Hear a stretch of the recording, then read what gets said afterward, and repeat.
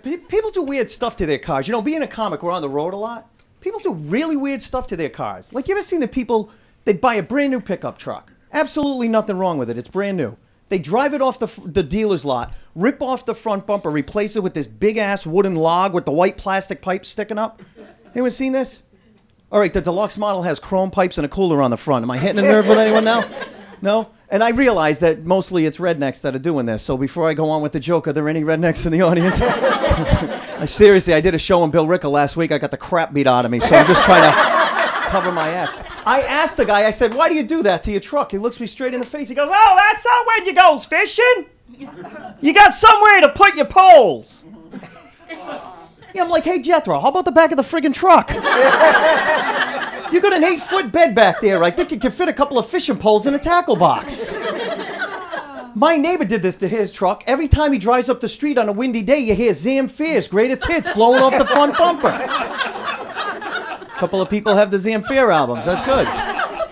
So I'll tell you about myself. I am from Rhode Island, and I come from an Italian section of Rhode Island, very Italian section called North Providence. Any Italians in the crowd? Let's see some hairy armpits. Not the ladies? Let's put that down. Are you 100% Italian? Do you speak Italian? Just the swear words like everyone else, right? I just learned this growing up. My last name's spelled A-C-E-T-O. It's pronounced Aceto or Ajid.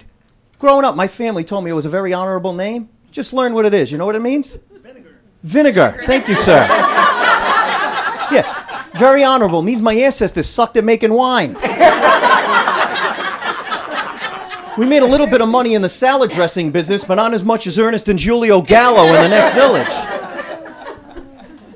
In fact, if you notice, I'm drinking water up here. I just joined the Italian chapter of Alcoholics Anonymous. You know, AA? Well, it's the Italian chapter, so I was going, hey, oh! Good, somebody got it. What are the rest of you from Tingsboro? I can explain this stuff? Just let me know. So, let's put it this way. My family was so Italian, I was covered in plastic the first 6 years of my life. Forget the couch. Now, you said you're 100% Italian? Basically, what I want to know, did you have that little Mary on the half shell on your front lawn?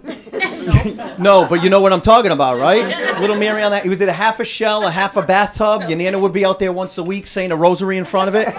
Had more lights on it than La Salette Shrine at Christmas time. Like during a rainstorm, Nana didn't want the Madonna to get wet. She'd be out there covering it with hefty bags and bungee cords.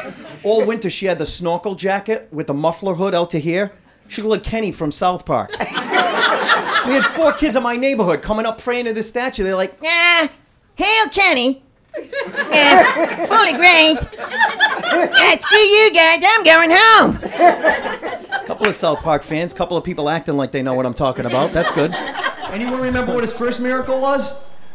Come on, you didn't know it was quiz night. Take out a half a sheet of paper, number 1 to 10. Water to wine. And where was he when he did it, sir? At a wedding. I'm thinking, is this a guy you wanted a friggin' party or what? Think about it. They're at the wedding. They're having a great time. They run out of something. Shh. Shut up. Listen, I heard he does this stuff all the time. No, listen, it's worth a shot. Hey, Jesus!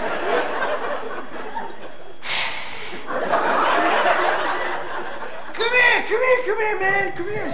Shh. Shh. Listen, I've been watching you out there on the dance floor. You gotta show me that dance. I can't get it. I keep practicing that. How's it go?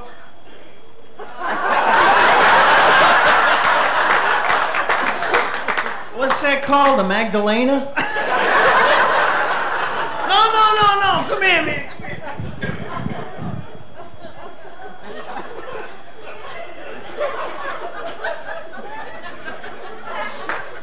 I love you, man. No, I know I say it at every wedding, but I mean it this time. You are my best friend in the whole world. Did you know that? Yes, you are. Come here, buddy. No, don't go away. Come here. Shh. Shh, listen. We're running a little bit low on peppermint schnapps in the back. I got a Tic Tac and a bottle of water. Can you help me out?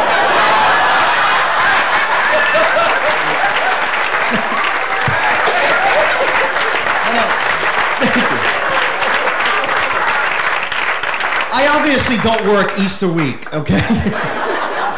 No, I know, some of you guys are laughing, some of you guys are going, oh man, he's going straight to hell. I know I am. I'm always in trouble with the church, though. I went, like I said, kindergarten, 8th grade, and then I went 1 year to LaSalle, and I got kicked out for the stupidest reason, okay? So, this was the reason. Let me know if you guys remember. How many people have been to a Catholic school dance?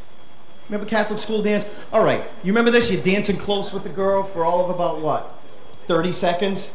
Before the priest would come over with the yardstick and pull you apart. And what did they used to say?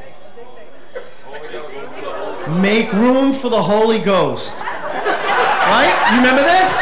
You know what I said? Why, is she into that kind of stuff?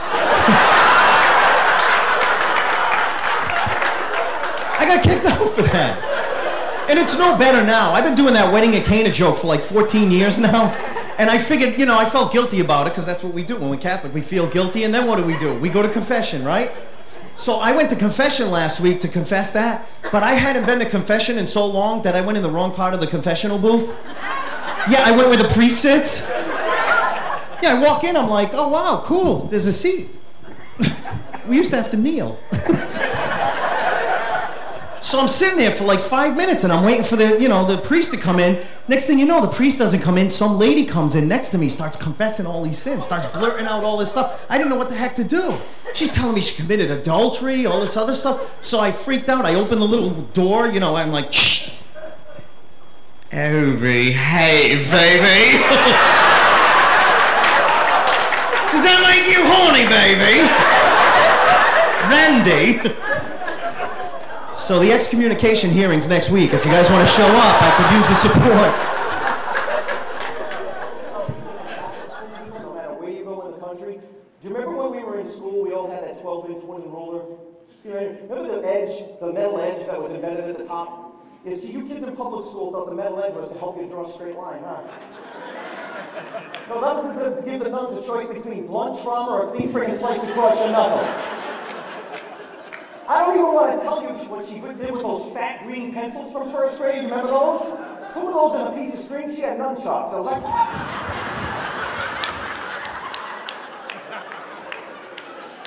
now you know why they're called nunchucks.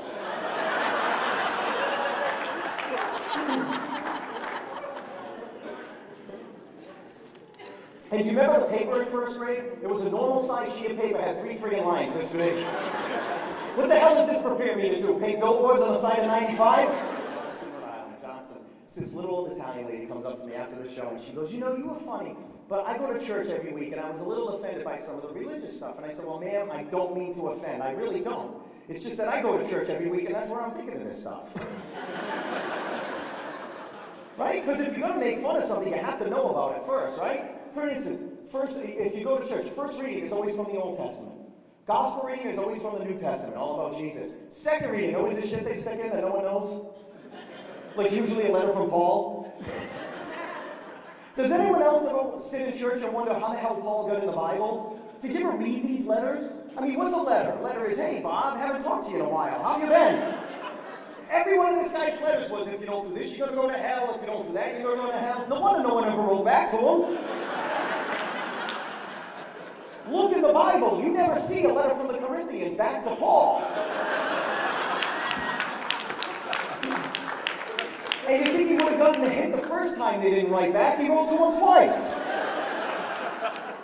Now, some of you guys are laughing. You know what's going to happen to the rest of you? You're going to be sitting in church tomorrow, and God help you if tomorrow's second reading is the second letter of Paul to the Corinthians. You're going to be like, Teresa's going to be like, shit, Aceto played this weekend.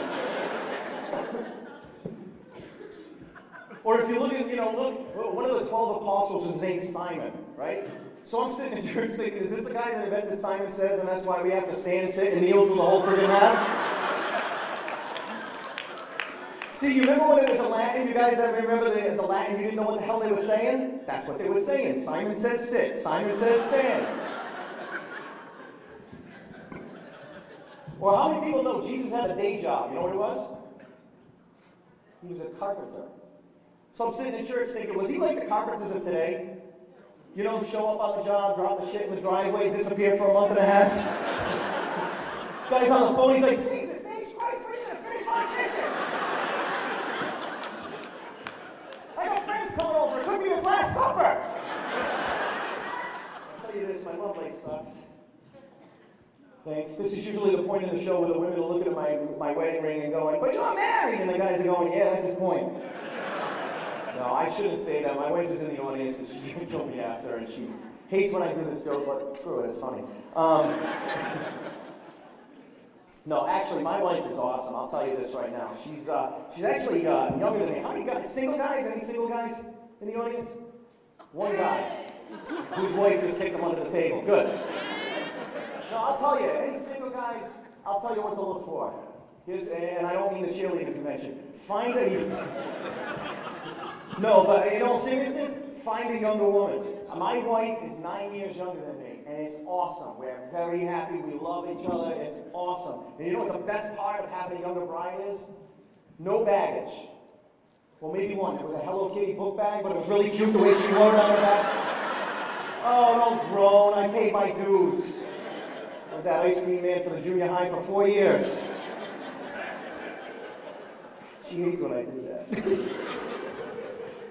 No, it is. It's actually really cool. She's, you know, my love life used to suck before I married my wife, and the reason why is because women lie about what they want in a man. And I know there's a lot of women here tonight, but I have to say it. You guys lie about what you want. Look, 75% Italian ladies look at their lips, going, "Oh yeah, here we go. I'm ready for a rum." I saw you. No, and I'll tell you why. Because you guys lie about what you want in a man. And I'll prove the point right now. How many guys have ever seen Playboy magazine? I don't ask who gets it, I don't want to out you here, but, you know, anyone seen Playboy magazine? All right, sir, all right, I'm not picking on you right here. He's like, oh shit, raise my hand. No, all right, when you're going through Playboy magazine and you go into the centerfold, before you get to the boobies page, you know that fact sheet on the girl they always have? Dude, you know there's words in Playboy, right? No. Before you get to the boobies page, that fact sheet, it always has like her name, her eye color, her measurements, no address, I've looked. But there's always that one section that says turn-ons and turn-offs, right? I guarantee you guys, you look at the last 12 Playmates, you know what the very first thing under the last 12 Playmates profile, at least 11 of the last 12 under turn-ons is? Anyone? Guy who makes me laugh. Funny guy. Someone with a sense of humor. My friend Kevin, who was up before, was saying, oh, yeah. Any Playboy Playmates in the audience? No. Victoria's Secret models? No. Tom Brady's got one. Because you know what it is? Because I was the guy in high school that I would get invited to the senior parties when I was a freshman, sophomore, and junior, and I thought it was because I was cool until I realized that the reason why, I would get invited for 7:30. When the party really didn't get in full swing until 10:30, I was the entertainment. I did impressions in high school. So all the hot girls would invite me to the parties, and I'd have all of them around me. Oh, he's so funny, he's so cute, yeah, to be there again, yeah. And then the football team would walk in. Oh, but I'm going to go make out with a quarterback in the bathroom now. Bye, funny man, thank you. I'll prove it to you now. Before I got married, my love life sucked so bad. You know how they say if you peel a label off a beer bottle, means you're sexually repressed? Anyone? Come on, dude, you're peeling away over there. Come on. No, my love life used to suck so bad, I used to peel them off Coronas. They're painted on the bottle, folks. In fact, this is what drove me to marriage.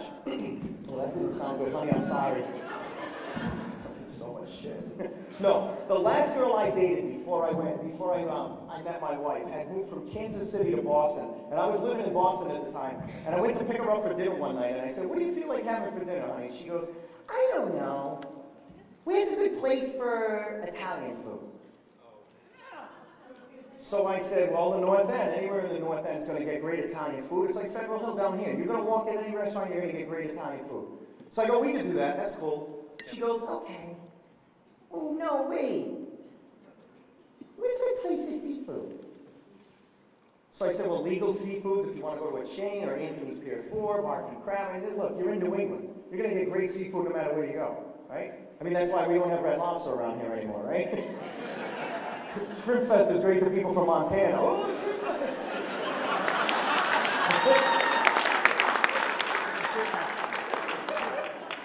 So I said, yeah, we can do that. That's cool, honey. She goes, okay. Oh, no, wait. Now, Italian lady, let me know if the ladies, let me know if I was wrong to flip it out on this chick. Because without skipping a beat, she goes, where's a good place for Italian seafood? Yeah, I'm like, what the frick is Italian seafood? What do they bring the fish out on the platter, one fin's under his chin, the other's grabbing his nuts?